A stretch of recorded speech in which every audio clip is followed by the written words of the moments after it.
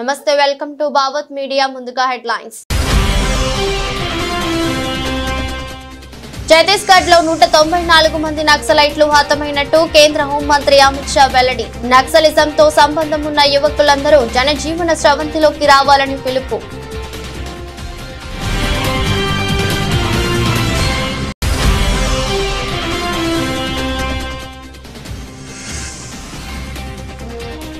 ఢిల్లీలో కేంద్ర హోంమంత్రి అమిత్ షాతో సీఎం రేవంత్ రెడ్డి భేటీ. అమిత్ షాను కలిసి వరద సాయం పెంచాలని విజ్ఞప్తి.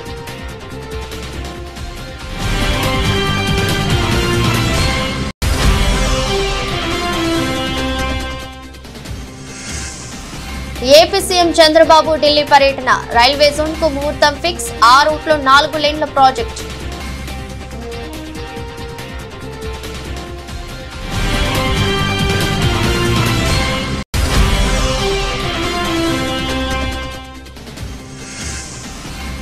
హైడ్రాపై తప్పుడు ప్రచారం మానుకోవాలి. ప్రజలకు మేలు చేస్తుంటే తప్పుడు ప్రచారాలేంటన్న డిప్యూటీ సీఎం బట్టి Vikramarka.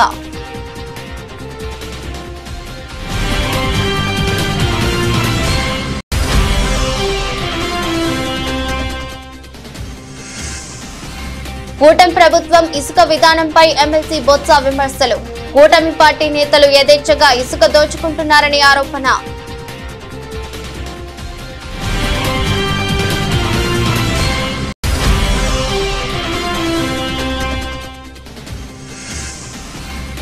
Telangana junior athletics championship. హోరాహోరీగా అథ్లెటిక్స్ పోటీలు.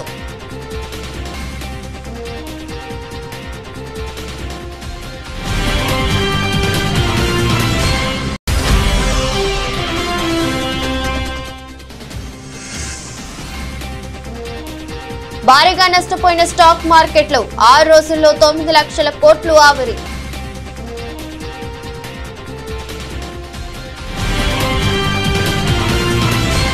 నక్సలైట్లతో యుద్ధం అంతిమ దశలో ఉందని, ప్రభుత్వ సంక్షేమ పథకాలు, అభివృద్ధి సమాజంలోని చివరి వ్యక్తికి చేరాలంటే నక్సలిజాన్ని పూర్తిగా నిర్మూలించడం అవసరమని కేంద్ర హోంమంత్రి అమిత్ షా అన్నారు.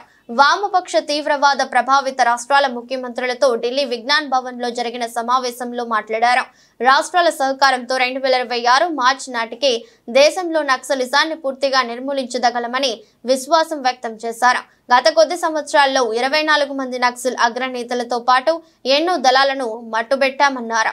2 రోజుల క్రితం 31 మంది మావోయిస్టుల ఏరివేతను ఆయన ప్రస్తావిస్తూ త్వరలోనే ఛత్తీస్గఢ్ మావోయిస్ట్ రహిత రాష్ట్రంగా ఆవిర్భవించబోతుందని చెప్పారు. ఏడాది 230 మంది నక్సలైట్లను మట్టుపెట్టామని, 812 మందిని అరెస్టు చేశామని, 723 మంది లొంగిపోయారని ఆయన చెప్పారు. నక్సలైట్ల ఏరివేతలు ఏపీ, తెలంగాణ, ఒడిశా, మహారాష్ట్ర ప్రభుత్వాలు సంపూర్ణ సహకారం అందించాయన్నారు. నక్సలైట్లు అభివృద్ధికి అడ్డంకిగా మారారని, మానవ హక్కులను తీవ్రంగా అణచివేస్తున్నారని షా విమర్శించారు. నక్సలైట్ల మూలంగా మందు పాత్రలు పేలి వేలాది మంది ఆదివాసీలు మరణించారని తెలిపారు. నక్సలైట్ల ఏరువేత ప్రాంతాల్లో 12 హెలికాప్టర్లు వినియోగిస్తున్నామని, ఈ కారణంగా పోలీస్ బలగాల మరణాల సంఖ్య తగ్గిందన్నారు. నక్సలైట్లు ఇప్పటికైనా ఆయుధాలను అప్పగించి లొంగిపోవాలని, జనజీవన స్రవంతిలో చేరాలని షా పిలుపునిచ్చారు. 25 अगस्त को भी मैं गया। उस वक्त छत्तीसगढ़ और सटे हुए 6 जिलों के सभी मुख्य सचिव और डीजीपी के साथ मीटिंग की थी और 2 दिन तक विकास और नक्सली ऑपरेशन दोनों की दृष्टि से एक डिटेल रणनीति का हमने चॉकआउट करने का काम किया था। आज मैं फिर से एक बार छत्तीसगढ़ के मुख्यमंत्री, गृहमंत्री, उनके डीजीपी, उनकी पूरी टीम को हृदय से बधाई देना चाहता हूं, क्योंकि जनवरी से अब तक लगभग 194 नक्सली छत्तीसगढ़ में सुरक्षा बलों के साथ मुठभेड़ में मारे गए हैं, 801 गिरफ्तार हुए हैं और 742 ने आत्मसमर्पण किया है। मैं देश भर में नक्सलवाद के साथ जुड़े हुए युवाओं को आज के इस सम्मेलन के माध्यम से अपील करना चाहता हूं, चाहे नॉर्थ ईस्ट हो, चाहे कश्मीर हो, चाहे वामपंथी उग्रवादी क्षेत्र हो, सब जगह लगभग कुल मिलाकर 13,000 से ज्यादा लोगों ने हथियार छोड़े हैं और मेन स्ट्रीम में शामिल हुए हैं। यहां पर जो आज भी नक्सली युवा हथियार लेकर ये नक्सलवाद की प्रवृत्ति में लिप्त है, मेरा उनसे आग्रह से विनती है कि हथियार छोड़िए, मेन स्ट्रीम में आइए। सभी राज्यों ने आपके पुनर्वसन की योजनाएं, बहुत ल्यूक्रेटिव योजनाएं बनाई हैं, इसका फायदा लीजिए और देश के विकास में आपका योगदान दीजिए। ఢిల్లీ పర్యటనలో ఉన్న తెలంగాణ ముఖ్యమంత్రి రేవంత్ రెడ్డి కేంద్ర హోంమంత్రి అమిత్ షాతో భేటీ అయ్యారు. తెలంగాణకు వరద నష్టం సాయం పెంచాలని అమిత్ షాకు విజ్ఞప్తి చేశారు. తెలంగాణలో వరదలు సృష్టించిన విధ్వంసాన్ని రేవంత్ రెడ్డి వివరించారు. ఈ భేటీలో మూసీ ప్రక్షాళన అంశం కూడా ప్రస్తావనకు వచ్చింది. కేంద్రం చేపడుతున్న నమామి గంగే ప్రాజెక్టు తరహాలో మూసీ ప్రక్షాళన కార్యాచరణకు కూడా నిధులు అందించాలని రేవంత్ రెడ్డి హోంమంత్రి అమిత్ షాను కోరినట్లు తెలుస్తోంది. ఇవాళ ఢిల్లీలో కేంద్ర హోంమంత్రి అమిత్ షా అధ్యక్షతన అన్ని రాష్ట్రాల ముఖ్యమంత్రుల సమావేశం జరిగింది. దేశంలో నక్సలిజం రూపుమాపడంపై ఈ సమావేశంలో చర్చించారు. ఈ సమావేశానికి తెలంగాణ ముఖ్యమంత్రి రేవంత్ రెడ్డి, ఏపీ సీఎం చంద్రబాబు కూడా హాజరయ్యారు. సీఎం నారా చంద్రబాబు నాయుడు ఢిల్లీ పర్యటన వేళ ఎంపీకి కేంద్రం శుభవార్త చెప్పింది. ఢిల్లీ పర్యటనలో ఉన్న చంద్రబాబు నాయుడు సోమవారం రైల్వే శాఖ మంత్రి అశ్విని వైష్ణవ్ తో భేటీ అయ్యారు. దీర్ఘకాలంగా పెండింగ్ లో ఉన్న విశాఖ రైల్వే జోన్ ఏర్పాటు హామీని ముందుకు తీసుకెళ్లినందుకు ధన్యవాదాలు తెలియజేసినట్లు చంద్రబాబు తెలిపారు. ఆంధ్రప్రదేశ్ లో 73,343 కోట్ల విలువైన మౌలిక వస్తువుల అభివృద్ధి ప్రాజెక్టులు చేపట్టనున్నట్లు రైల్వే మంత్రి చెప్పారని చంద్రబాబు ఎక్స్ లో వెల్లడించారు. మరోవైపు మంగళవారం కూడా పలువురు కేంద్ర మంత్రులతో చంద్రబాబు భేటీ కానున్నారు. రాష్ట్రానికి రావాల్సిన నిధులు సహా వివిధ అంశాలపై వారితో చర్చించనున్నారు. హోంమంత్రి అమిత్ షా, ఆర్థిక మంత్రి నిర్మలా సీతారామన్ సహా మరికొందరు మంత్రులతో భేటీ అవుతారు. హైదరాబాద్ పరిరక్షణే తమ లక్ష్యమని, హైడ్రాపై తప్పుడు ప్రచారాలు మానుకోవాలని తెలంగాణ డిప్యూటీ సీఎం మల్లు భట్టి విక్రమార్క పేర్కొన్నారు. ప్రజలకు మేలు చేయాలని పాటుపడుతుంటే అసత్య ప్రచారాలేంటని ఆగ్రహం వ్యక్తం చేశారు. హైదరాబాద్ అంటేనే కొండలు, గుట్టలు, చెరువులు, పార్కులు అని అభివర్ణించారు. అనేక చెరువులు, పార్కులు కబ్జాలకు గురయ్యాయని భట్టి విక్రమార్క వివరించారు. నగరంలో చిన్న వర్షానికే ఇళ్లలోకి నీళ్లు వస్తున్నాయని తెలిపారు. మూసీ ప్రక్షాళన సమాజ శ్రేయస్సు కోసమేనని, మూసీని మణిహారంలా మార్చాలన్నదే తమ ఉద్దేశమని అన్నారు. మెరుగైన హైదరాబాద్ నగరాన్ని భవిష్యత్ తరాలకు అందించాలన్నదే తమ అభిమతమని, ఇందులో ప్రజా అజెండా తప్ప వ్యక్తిగత అజెండా ఏమీ లేదని భట్టి విక్రమార్క స్పష్టం చేశారు. మూసీ బాధితులను తప్పకుండా ఆదుకుంటామని, తొలగించిన ఇళ్లకు బదులు మరో చోట ఇల్లు ఇచ్చే బాధ్యత తమదేనని ఉద్ఘాటించారు. హైదరాబాద్ నగరంలో ఔటర్ రింగ్ రోడ్ లో ఉన్నటువంటి చెరువులు ఎన్ని 2014 నుంచి 2023-24 కల్లా వచ్చేవారికి ఎన్ని చెరువులు అసలు పూర్తిగా మాయమైపోయాయి. లోపలన్నీ ఆ రెడ్ బౌండరీలో వచ్చి కన్స్ట్రక్షన్స్. హైదరాబాద్లో ఉన్న చెరువులన్నీ మొత్తం దీనికి సంబంధించిన సమాచారం మొత్తం కూడా దీంట్లో నిక్షిప్తం చేసి జాగ్రత్తగా ప్రొటెక్ట్ చేయడం కోసం ఆలోచన చేసి మీ ముందు పెట్టాం. సో నేను ఇప్పుడు మీకు అందరూ చూపించేది ఏంటంటే, ఈ చెరువులు 2014 ఎట్లా ఉన్నాయి, ఇప్పుడు ఎట్లా ఉన్నాయని చూపించాను. ఏం చేద్దాం అనేది యూ డిసైడ్.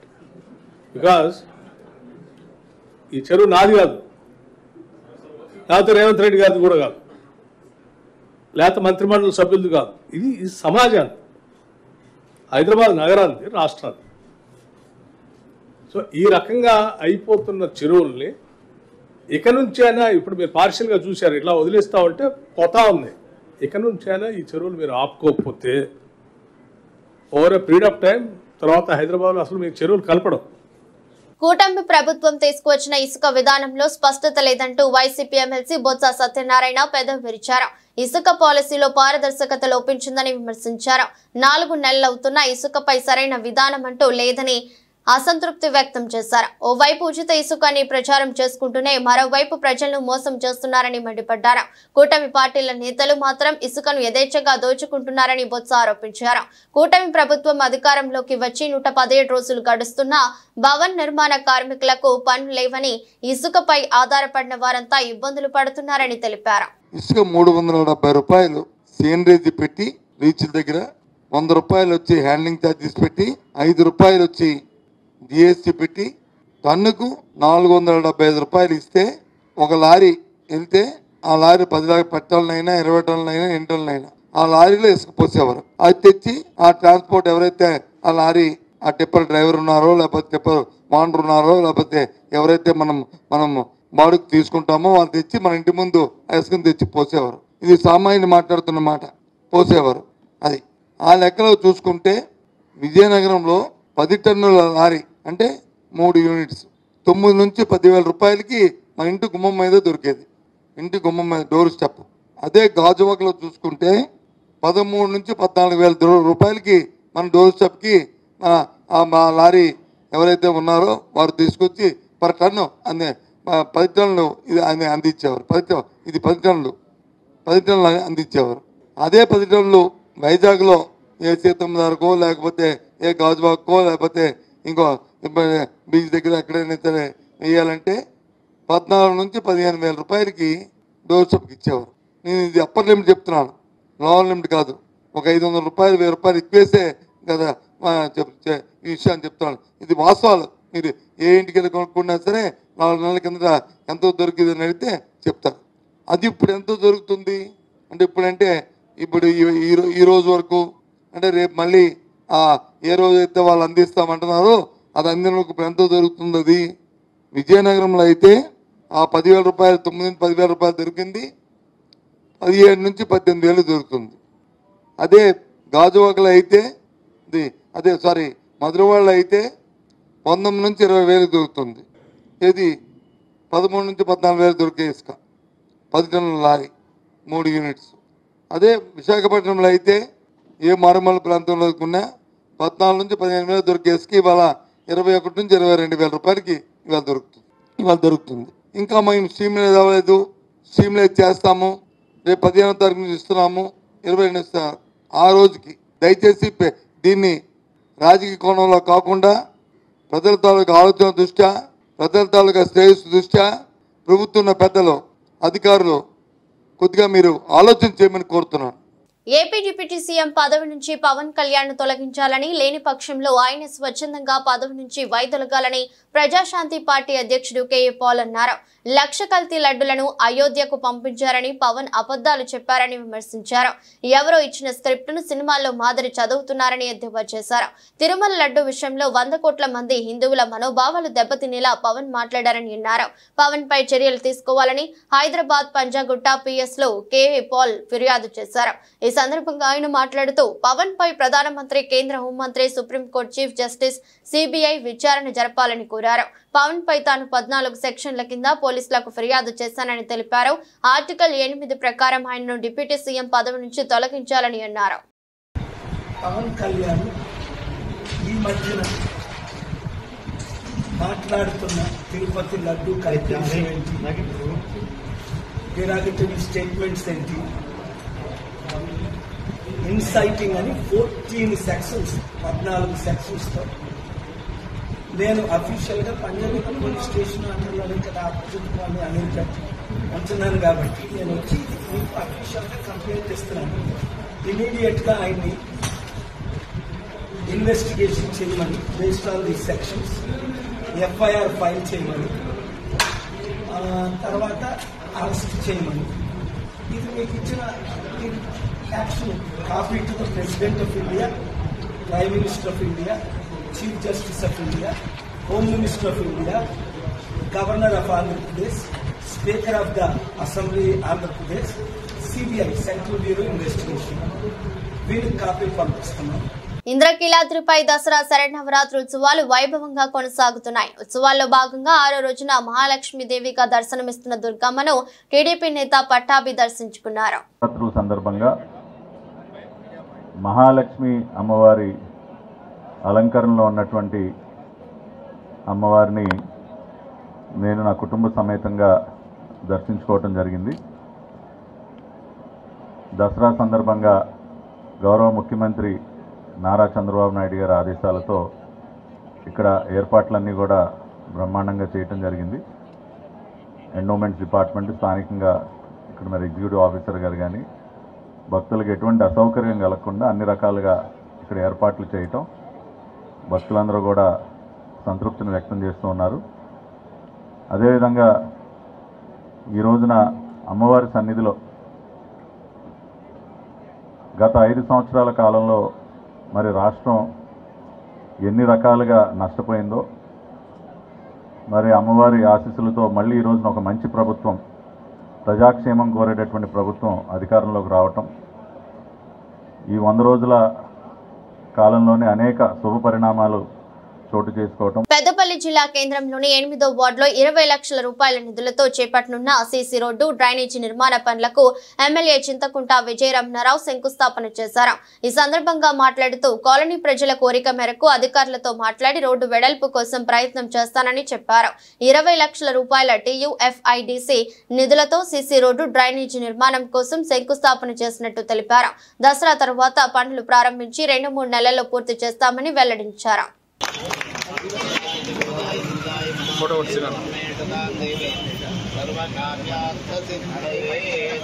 సార్ పట్టుకున్నారు.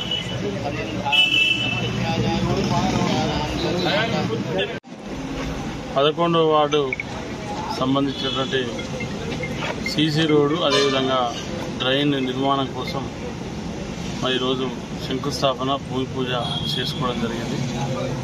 దీంతో పాటు 8వ వార్డులో కూడా మరి ఇక్కడ రోడ్డు అది కూడా ఇవాళ శంకుస్థాపన పనులు ప్రారంభించుకోవడం జరిగింది. మరి రెండింటికి సంబంధించి మరి గతంలో కూడా ఈ ప్రాంతానికి వచ్చినప్పుడు చెప్పడం జరిగింది. మరి ఈ కార్యక్రమంలో పాల్గొన్నటువంటి స్థానిక కౌన్సిలర్ శేఖర్ గారు ఏదైతే ఇక్కడికి వచ్చినప్పుడు ఈ రోడ్డు వెడల్పు ఉంది, కొంత రోడ్డు వెడల్పు పెంచమని చెప్పి మరి ప్రాంతంలో అడుగుతూ ఉన్నారు. వారి ఆలోచన మేరకు వారి కోరిక మేరకు సంబంధిత అధికారులతో మాట్లాడి తప్పకుండా రోడ్డును కొంచెం ఉన్నటువంటి దానికంటే పెంచి రోడ్ వేసేటువంటి ఆలోచన చేస్తాం తప్పకుండా. మరి దసరా వారిగా ఇవాళ 30 కోట్లతోని టెండర్లు పిలిచి టెండర్లు అగ్రిమెంట్ చేసుకొని మరి రాబోయే దసరా తెల్లారు నుంచి వెళ్ళి ఈ పనులను కూడా దసరా వారిగా ప్రారంభించి రాబోయే 2-3 మాసాలలో టౌన్ అంతా కూడా రోడ్లు వేసేటువంటి కార్యక్రమం చేయబోతా ఉన్నాం. మరి అదేవిధంగా అమృత్లో కూడా 26 కోట్లు 25 కోట్లతో మరి ఇప్పటికే శంకుస్థాపన చేసుకొని పనులు కూడా ప్రారంభమైంది. మరి ఇవన్నీ కూడా రాబోయే 2-3 మాసాలలో అన్ని పనులు కూడా కంప్లీట్ అయ్యే విధంగా పూర్తి అయ్యే విధంగా ప్రయత్నం చేస్తామని చెప్పి తెలియజేసుకుంటాం. విజయవాడలోని బుడమేరు వరద ఏపీ సీఎం చంద్రబాబు కూటమి ప్రభుత్వానికి 100 కోట్లు మిగిల్చిందని వైసీపీ రాష్ట్ర అధికార ప్రతినిధి పోతిన మహేష్ విమర్శించారు. బుడమేరు వరదల్లో విరాళాలు ఎంత వచ్చాయి, ఎంత ఖర్చు చేశారో లెక్కలు చూపించాలని డిమాండ్ చేశారు. విజయవాడలో సోమవారం పోతిన మహేష్ తో మాట్లాడుతూ చంద్రబాబు గారికి 100 కోట్ల రూపాయలు మిగిల్చడానికే బుడమేరుకు వరద వచ్చిందని అన్నారు. చంద్రబాబుకు ఒక పక్క ఫోటో షూట్స్, మరోపక్క విరాళాల వరద వచ్చిందని విమర్శించారు. బుడమేరు చంద్రబాబు గారు ఇద్దరు మిలకత్ అయ్యారని అన్నారు. వరదలో 100 కోట్లు ఖర్చు చేశామని చెప్తున్నారని అన్నారు. పునరావాసం కోసం 1,40,00,000 ఖర్చు చేశారని, 368 కోట్లు ఫుడ్ కోసం ఖర్చు చేశారని పేర్కొన్నారు. బాధితులకు నష్టపరిహారం 200 కోట్లు ఇవ్వలేదు, కానీ ఫుడ్ పేరుతో పందికొక్కుల్లా తిన్నారని మండిపడ్డారు. వరద బాధితులకు ఆహారం అమ్మవారు ఇచ్చారని, ద్వారకా తిరుమల సింహాద్రి అప్పన్న నుంచి ఆహారం వచ్చిందని పోతిన మహేష్ తెలిపారు. దేవుడు భోజనాలు పెడితే 368 కోట్లు ఏ పందికొక్కులు తిన్నాయో చంద్రబాబు సమాధానం చెప్పాలని డిమాండ్ చేశారు.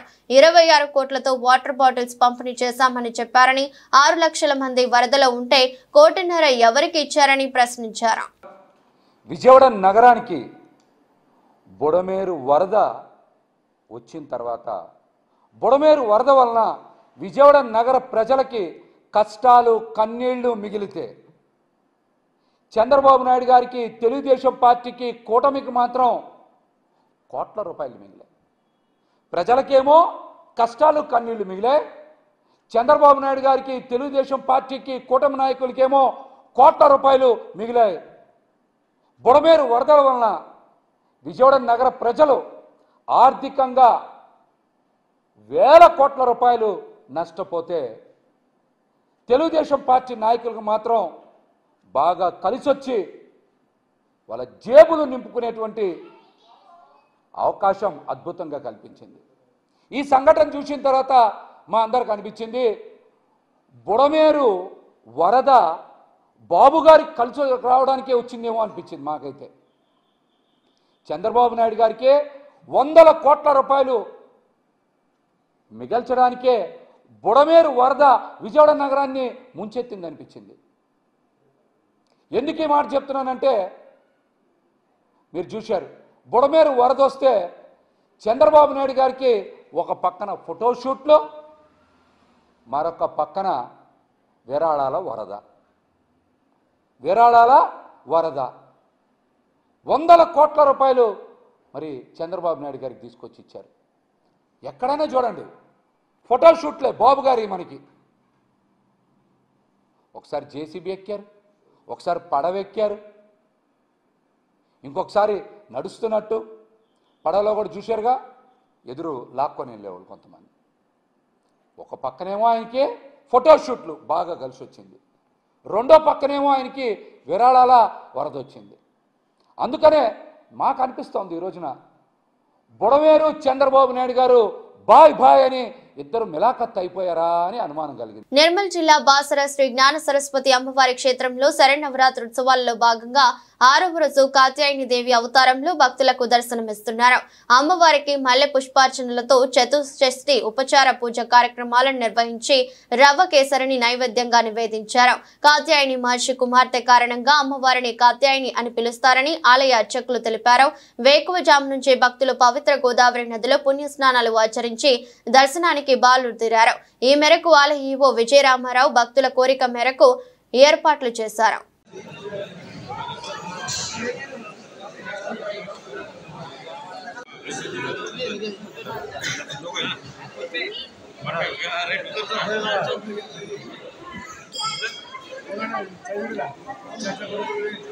ఇంద్రకీలాద్రిపై దేవి నవరాత్రులు అంగరంగ వైభవంగా సాగుతున్నాయి. నేడు శ్రీ మహాలక్ష్మి దేవిగా అమ్మవారు భక్తులకు దర్శనమిస్తున్నారు. దీంతో తెల్లవారుజాము నుంచే ఇంద్రకీలాద్రికి పోటెత్తారు భక్తులు.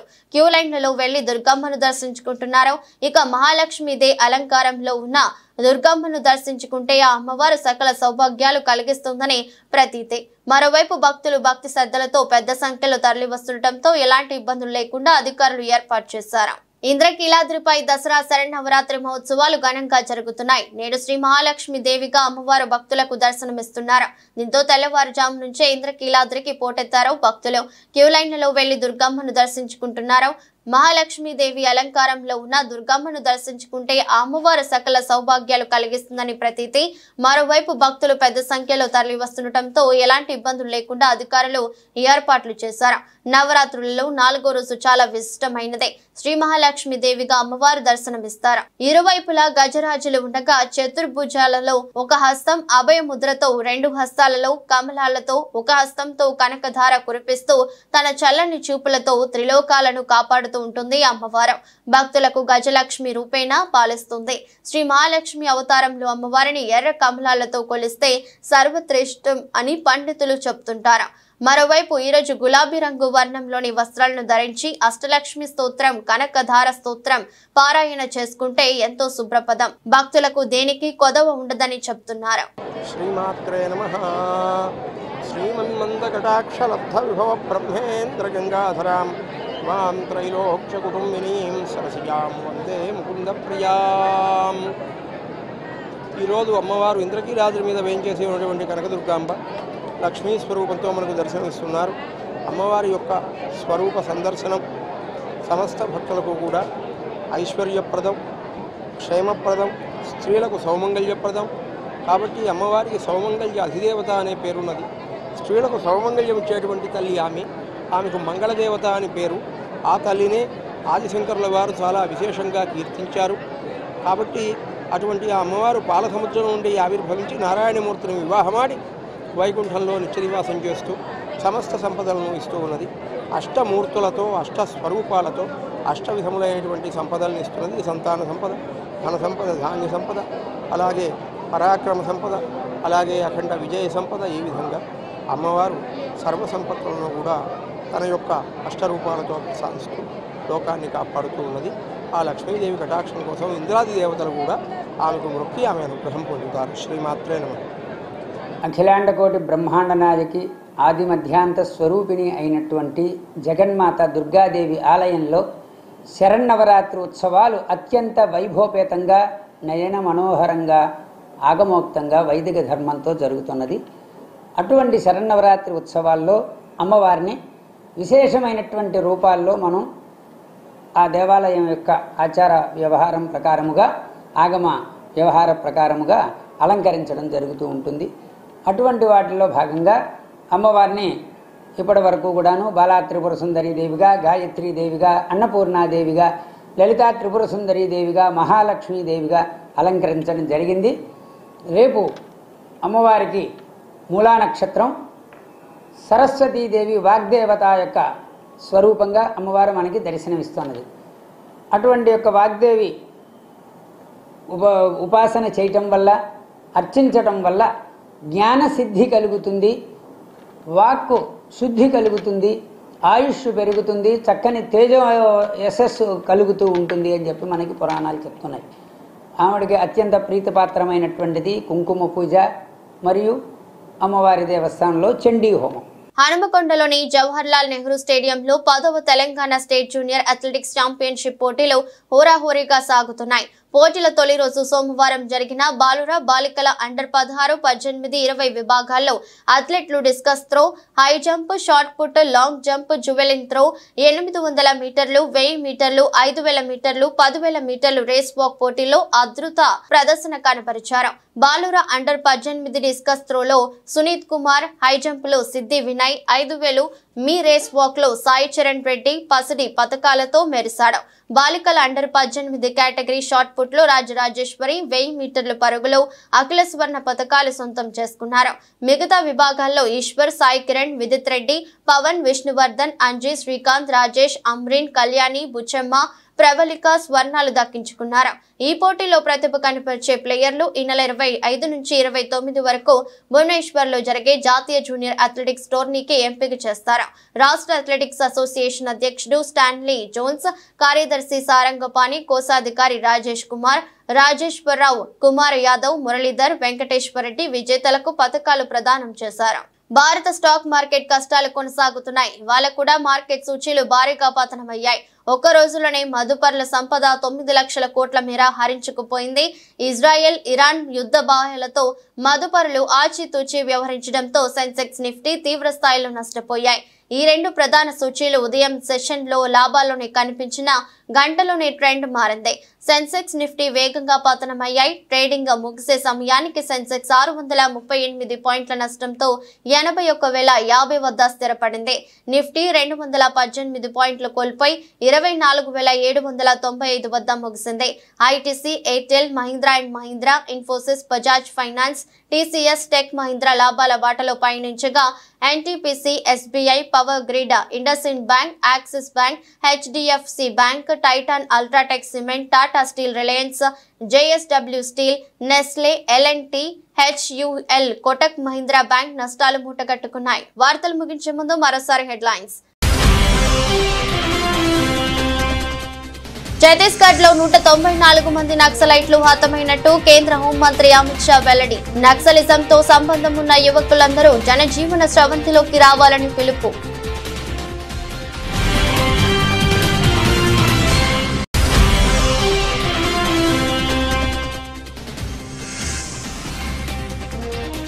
ఢిల్లీలో కేంద్ర హోంమంత్రి అమిత్ షాతో సీఎం రేవంత్ రెడ్డి భేటీ.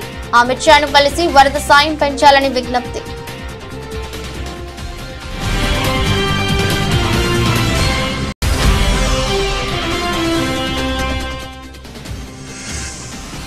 ఏపీ సీఎం చంద్రబాబు ఢిల్లీ పర్యటన. రైల్వే జోన్ కు ముహూర్తం ఫిక్స్. ఆ రూట్లో 4 లేన్ల ప్రాజెక్ట్.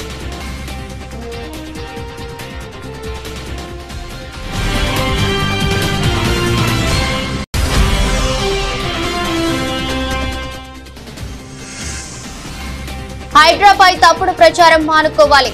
ప్రజలకు మేలు చేస్తుంటే తప్పుడు ప్రచారాలేంటన్న డిప్యూటీ సీఎం బట్టి Vikramarka.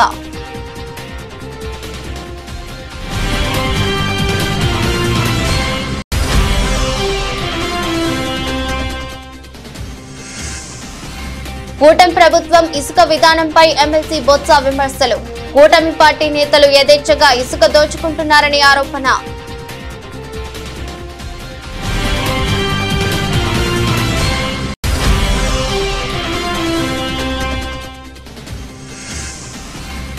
Telangana junior athletics championship. హోరాహోరీగా అథ్లెటిక్స్ పోటీలు.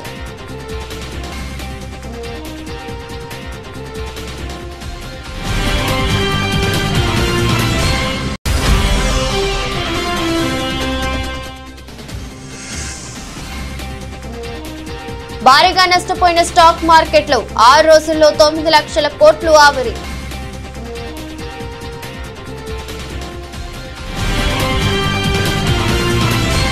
ఇది రోజు బులెటిన్. మరో బులెటిన్లో మళ్ళీ కలుద్దాం. అంతవరకు సెలవు. నమస్కారం.